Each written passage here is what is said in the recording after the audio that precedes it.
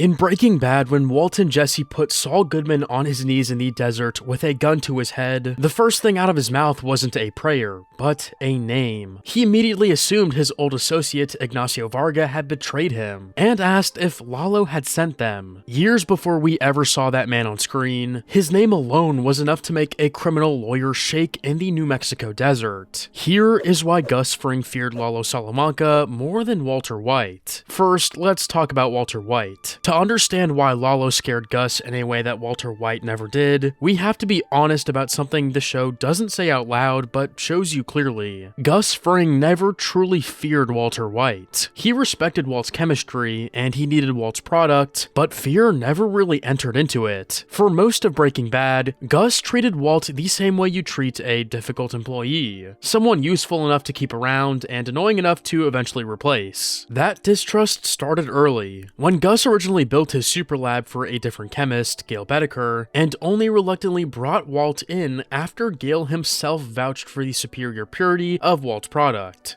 Mr. Fring, I can guarantee you purity of 96%. However, this other product is 99, maybe even a touch beyond that. It was Walt and Jesse, not Gus, who moved first, having Gale killed specifically to make themselves irreplaceable and stop Gus from ever cutting them loose. That single act was the only thing standing between Walt and a bullet. And the only reason Walter was able to outmaneuver Gus in the long run was the one thing Gus never accounted for, which was that he underestimated him. Showrunner Peter Gould confirmed this directly, explaining that Walt's great advantage was that Gus could never truly see what he was dealing with in him, since Gus always wanted the best chemist and Walt was the best. Walter didn't look dangerous, and he didn't carry himself like a threat, but was instead a high school chemistry teacher with a bruised ego and a lung condition. By the time Gus realized what Walt was actually capable of, it was too late. So Gus struggled against Walt because he never respected him enough to see him coming, and Lalo was the exact opposite problem. Reason 1. Lalo was impossible to read. Gus Fring built his empire on control. Control of information, control of people, and control of outcomes. Every person in his operation was mapped, understood, and predictable. And that is how he stayed alive and invisible for over 2 decades while running one of the most sophisticated drug networks in the American Southwest. Lalo broke that system from the moment he arrived. When Lalo first shows up in Better Call Saul, he is charming, relaxed, and genuinely funny. He makes jokes, he cooks for people, and he smiles constantly. And then, without warning, he can turn violent with zero change in expression. The switch is instant, and it carries no signal. Gus could read Walt because Walt operated on ego and pride, and every move Walter made came from a recognizable place. If you knew what Walt needed to believe about himself, you knew what Walter was going to do next. Lalo didn't have that pattern. He didn't operate from wounded pride or insecurity, but was genuinely enjoying himself. And a man who enjoys the chaos he creates is almost impossible to predict, because there is no emotional lever to pull and no pressure point to exploit. You simply can't manipulate someone who isn't hiding anything. Giancarlo Esposito, the actor who plays Gus, addressed this directly in an interview, describing himself as a man who controls chaos, going up against Lalo, who was making the chaos, and admitting that made him nervous in the role. When you're in the business of control and someone introduces genuine unpredictability into your system, everything becomes dangerous. Reason 2. Lalo survived what should have killed him. Here is where it stopped being about personality and started being about evidence. In the season 5 finale, Gus sends a team of assassins to Lalo's compound in Chihuahua, Mexico, and this was not a rushed job. Gus had a double agent inside Lalo's own operation, Nacho Varga, who started a grease fire as a diversion and opened the back gate to let the assassins in. By any reasonable calculation, Lalo Salamanca should have died that night, but he didn't. What happened instead tells you everything about why Gus was right to be afraid. The moment the shooting started, Lalo didn't panic, but used a bodyguard's body as a shield and threw the hot grease from Nacho's diversion fire at one of the gunmen to escape. He then reached a hidden hatch beneath a bathtub that opened into a tunnel running beneath the property and used it to get outside the compound walls. That alone would have been enough to call it a victory, but instead he doubled back. He returned to the tunnel entrance, spotted the assassins crawling through it in pursuit, and opened fire on them with a machine gun. Only one attacker survived, badly burned, and Lalo overpowered him and had the man call his employer to falsely report that the job was done, that Lalo was dead, and that the mission had been accomplished. Then he found the body of his cook, one of his own household staff, lying dead, and instead of grief or panic, what you see on his face is something colder. He stalked off into the night with revenge on his mind, and nobody on Earth knew he was still alive. Gus had thrown everything at Lalo and failed, and now Lalo knew exactly who was behind it. Reason 3. Lalo was smarter than he looked. The thing about Lalo that made him most dangerous wasn't the violence, but the intelligence underneath it. After surviving the compound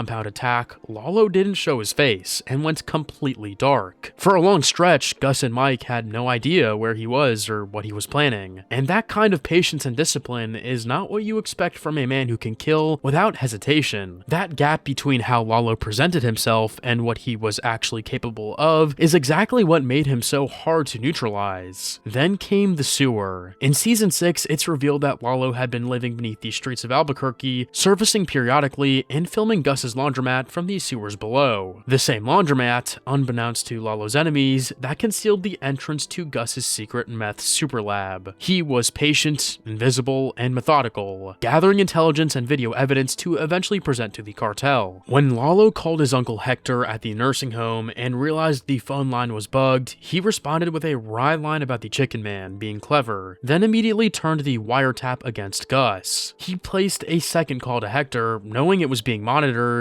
and said he'd found no proof against Gus. Deliberate misdirection meant to stand down Gus's guard. It worked, and the bugged call caused Gus's security detail to rush out of the laundromat to find and protect their boss, who was at a school gymnasium event donating a charitable check when the chaos began. That is what Lalo did to Gustavo Fring. He made him afraid in public. Reason 4. Lalo had nothing to lose. Walter White had something to lose. His family, his legacy, and his need to be seen as the one who knocks, and all of that gave Gus leverage, even if he never fully used it. Lalo was operating on Salamanca loyalty and a very personal vendetta, and after the compound attack, this wasn't business anymore, but personal. A man running on personal fury with the skills of a professional cartel enforcer and the patience to wait things out is a dangerous combination. Gus took Lalo's survival seriously enough to change his entire life around it. Convinced Lalo was still alive and hunting him, Gus began to wear a bulletproof vest and carry a concealed weapon at all times, and set up an elaborate covert surveillance operation out of a house across the street from his own, staffing it around the clock to watch for any sign of Lalo's return.